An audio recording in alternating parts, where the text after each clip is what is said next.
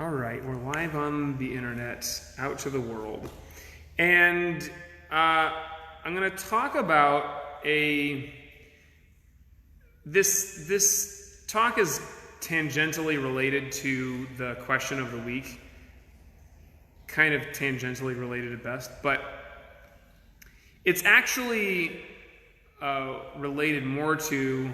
Did I tell the story last week about my dad telling me not to ride the bike? I told that within the last couple of weeks for sure. This is a related story to that.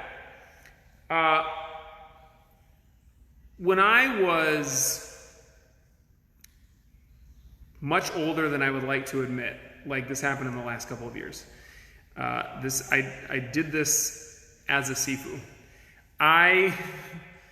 It was my friend's birthday, and my friend was visiting from the UK, so my other friend and I decided we're going to give this guy a great birthday. We're going to go out and charter a fishing boat and go out into the ocean and just have a great day and get sunburned and eat lots of fish, and it's going to be wonderful. And so we book a spot on a charter in Marina del Rey. We show up nice and early. We see the boat coming back in from the ocean, and there are like 20, 30 other people standing there waiting with us, all excited and cheering, and this boat lands. They pull up to the dock, the captain comes off, and he goes, "All right, who's here for the 12 o'clock trip?" And we all cheer. We're like, "Yeah, we are." And he says, "Trip's canceled, boat's broken." And we all go, "Oh no." We were so sad, and everybody was bummed. But I had an ace up my sleeve. I had a secret boat, and my parents actually had a boat in the marina, and it's a big boat. It's a big power boat.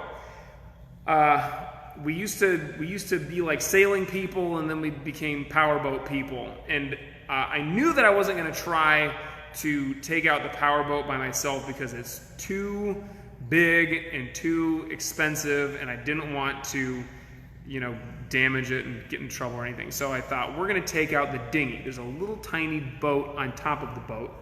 And I thought, we're just going to put the dinghy in the water. We'll go out into the ocean. We'll go fishing, and it'll be great. We already have fishing rods. We got everything we need. So I call my dad because it's his boat, and I say, "What do you think about this idea? Can we just borrow the dinghy, go out into the ocean?" And he says, "Yes, but it would probably be smarter if you guys just rented a boat in case anything happens. Their insurance will cover it, all that." And I said, "Yeah, it's good advice." Thinking back on, the time that my dad told me not to ride my bike with my baggy pants, and I ended up tearing my pants just like he told me that I was going to. I thought back to that, and I thought, but I've learned my lessons now, so I can handle this. So I appreciate my dad's advice, but I decided I'm going to go out and take out the dinghy anyways. So the dinghy's heavy, and we decide that we're going to move the powerboat just a couple of feet out so that we can drop the dinghy straight down into the water rather than having to lift it up and carry it over to the water. And so I got my two friends, I give them each a line to hold on to the boat, and they're kind of there strategically placed on the corners, and I just turn on the boat and just ease it out just a little bit, and then I go over and I start lowering down the dinghy. It's on this winch that lowers it down into the water, and I'm kind of going back and forth, making sure I have enough room with the boat, where it is, and then lowering the boat down into the water. And then the darndest thing happens. It's kind of a windy day, and even though this is not a sailboat, there's enough surface area to start blowing the boat a little bit further than we want it to go. And the boat is now starting to blow out of its little slip in the dock, and it's blowing out towards other boats, and I'm starting to panic a little bit, and I'm going, this isn't good. And so I'm running back and forth, I'm lowering the dinghy a little bit, and then I'm over here trying to move the boat back into place. And then at some point it got a little bit too far out. One of my friends drops his line because he can't hold on to the boat anymore. And so then things are getting real dicey. My other friend jumps in the dinghy, and he's got it unhooked, and he's trying to like maneuver himself in between the big power boat and the other boats that were parked next to it so we don't crash into the boat. And I'm now fully, really concerned about this, and I'm running back and forth. And if you've ever tried to maneuver a very large boat, whether it's a sailboat, or it's actually probably harder in a sailboat, but this is more complicated. So this is like, you got on one side, these are the main engines, and you have to go like this to put it forward, and this puts it forward on both sides, and you go like this on one side to turn to the right, and you go like this, switch them like this to turn to the left, and then we got a little thing in front of the boat called a bow thruster, which like shoots water out to push the bow of the boat this way or this way. It's very complicated. It's not like in a car where you just go like this or like this. It's like a whole bunch of stuff. And so I've kind of got control over it, and I get myself backing. We get the big boat backing into the slip again, but then one of the engines stops working. So now I got one engine, which means I can only get the boat to go one direction, and it's not enough to counter the wind that's blowing us back out. So I turn off the engine, and I turn it back on, and I get it in reverse, and it's like, it's not going. It's stuck. The engine just dies. And so now I'm fully not in Sifu mode. I'm swearing quite loudly.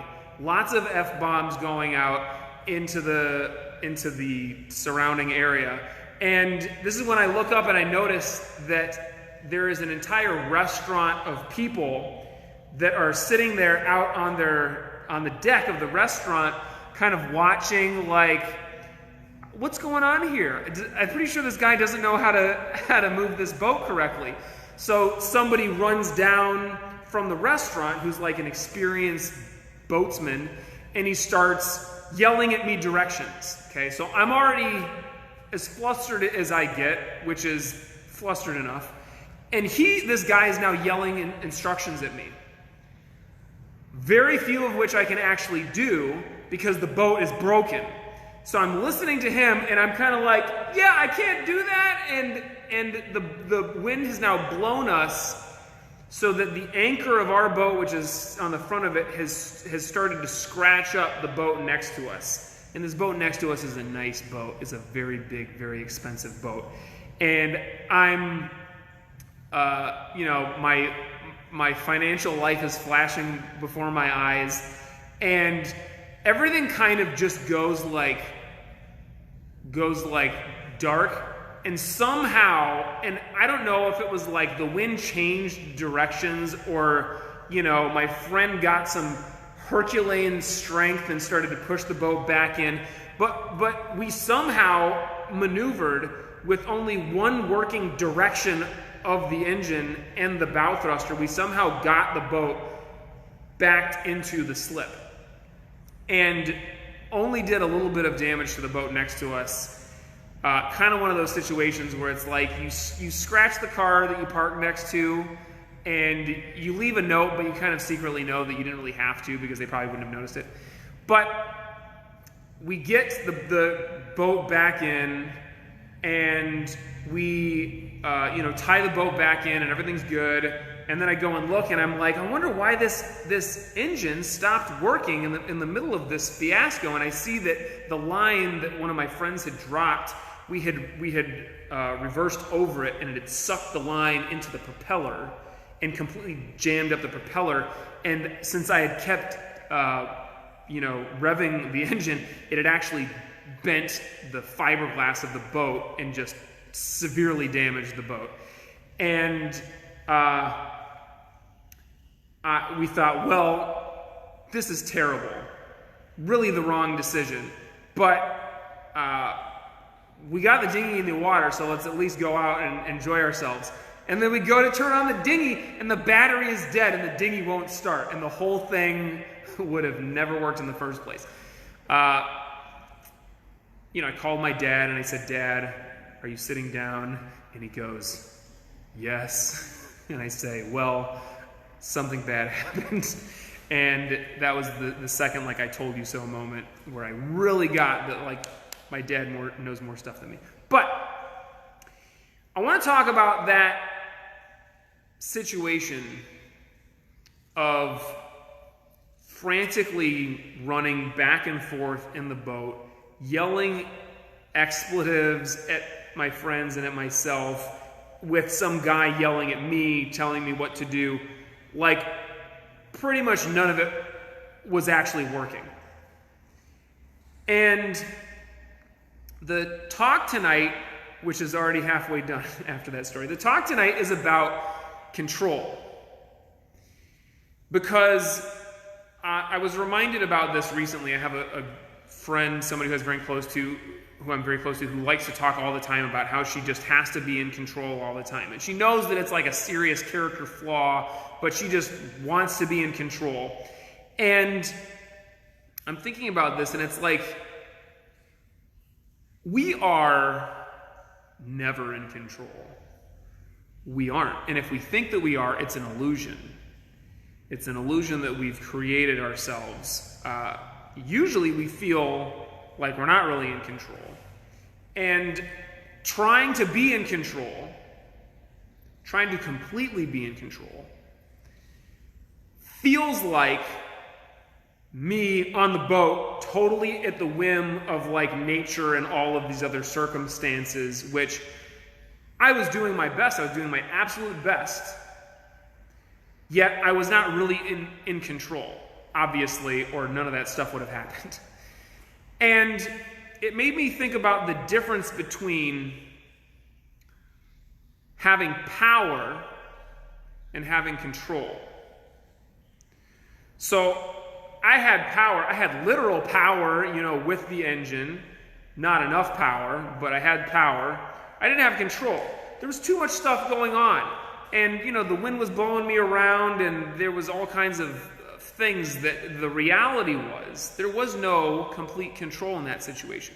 I had power to move the boat this way. Well, that didn't really work well. That way, well, that really didn't work well. And if you guys have ever tried to, sail a boat, especially a sailboat, you recognize, I've got power, the wind is pushing me, and I got the sail up, but I'm not really in complete control of where this thing goes. The waves are sloshing me this way, the wind is blowing me that way, and all I can do is take the amount of power that I have and try to steer this thing in the direction that I want it to go to the best of my ability. But this is kind of like being too attached. If we are too attached to things going exactly the way that we want them to go, we will soon be very disappointed because we don't have complete control at any time in life. But it's also wrong to say that we don't have power. If we feel like we don't have any power and we are giving up all of that power to something else, then we are not really exercising the power that we do have. We're not taking responsibility for the power that we have. And there's a pretty clear distinction here, right? Power is energy. Power is like a conviction. Power is like when I talk about the difference between being attached and being committed to something. Power is like commitment. Control is attachment. We don't have it. We don't have control. And if we get attached to things, that doesn't end well because we're attached to things that are impermanent and won't really take us where we think that we want them to go or where we have control over, because there's no control. So there's a great story. This is an old story. I think the Buddha originally told it. It's in Zen Flesh, Zen Bones, and you guys should read this if you haven't. It's one of my favorite books. But this is an old parable that some of you will recognize it. It's called a parable. So Buddha told a parable in a sutra. A man traveling across a field encountered a tiger. He fled, the tiger after him. Coming to a precipice, he caught hold of the root of a wild vine and swung himself down over the edge. The tiger sniffed at him from above. Trembling, the man looked down to where, far below, another tiger was waiting to eat him. Only the vine sustained him. Two mice, one white and one black, little by little, started to gnaw away at the vine. The man saw a luscious strawberry near him. Grasping the vine with one hand, he plucked the strawberry with the other. How sweet it tasted. So this story reminds me of, or makes me think of, this idea of control versus power. So clearly this man had no control over the situation, or he wouldn't be hanging from a vine over a cliff with a tiger on this end and a tiger down here and mice gnawing away. He had no control at all over the entire situation.